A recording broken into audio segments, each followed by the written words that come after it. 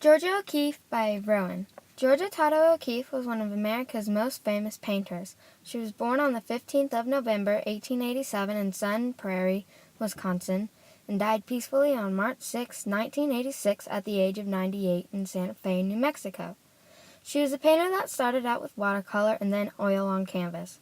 Her most famous painting was Black Iris III, done in 1926, which was a painting of a flower, and soon after she became known for painting flowers.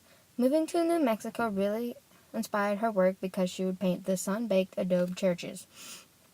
Georgia lived on a farm raised by her mother and father. It was a great way to learn about nature. Georgia's mother thought that art was a very important thing, and she made sure that Georgia and her sisters got art lessons. Georgia did so well with her art lessons that her parents encouraged her to go to an art college after she graduated from high school. Her earliest painting is Tent Door at Night, 1913, done in watercolor. She got her inspiration for Tent Door at Night from Arthur Wesley Dow. Arthur was also a professor at the University of Virginia, and he was an artist himself. Her family moved from Wisconsin to Williamsburg, Virginia, and was suffering from health and financial problems. Georgia decided that she could not be an artist and she had to help her family. So she moved to Virginia where her family was. After her family recovered, her sisters encouraged her to take art classes at the nearby University of Virginia. At the university, she had an art teacher, Alon Beman, that got Georgia up and going again with her art and her creative energy. Georgia and another student, Anita Paulitzer, often rode the trolley, which is like a bus, together to Alfred Stieglitz's, a well-known photographer's gallery at 291 Fifth Avenue.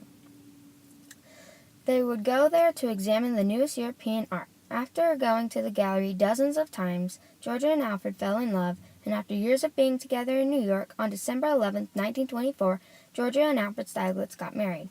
Georgia chose to keep her last name, which was very unusual for a woman to do that. After Alfred's death, Georgia moved to New Mexico for good. In his life, Alfred thought that New Mexico was a good place for Georgia to be for her inspiration and her art. In New Mexico, her career took off with the paintings of all the animal bones, beautiful desert flowers, and adobe churches. One piece I like a lot is Blue and Green Music, 1919, by Georgia O'Keeffe. I like it mostly because it is abstract with all the curves and shapes in it. I like the shapes because they have the details inside them.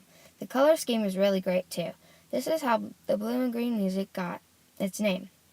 All of the blues and greens make me think she was outside when she was painting it because the greens remind me of the trees and bushes.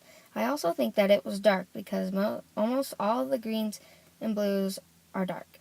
It shows dancing music. The middle of it looks like dancing, flowing women.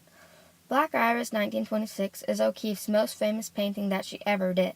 Black Iris is a flower close-up. Georgia usually focused on the inner parts that most others would ignore. Georgia forces the observer to look at the inner parts.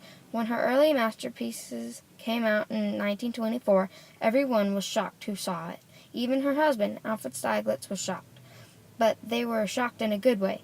Close-ups of anything was not the style in that time period of when she was painting, so it was sort of moving when people saw her close-ups. Georgia lived in a time period where female artists were not recognized as much as male artists. She is an inspiration to most female artists today and was one of the first American female artists, so she was a real pioneer of American female art.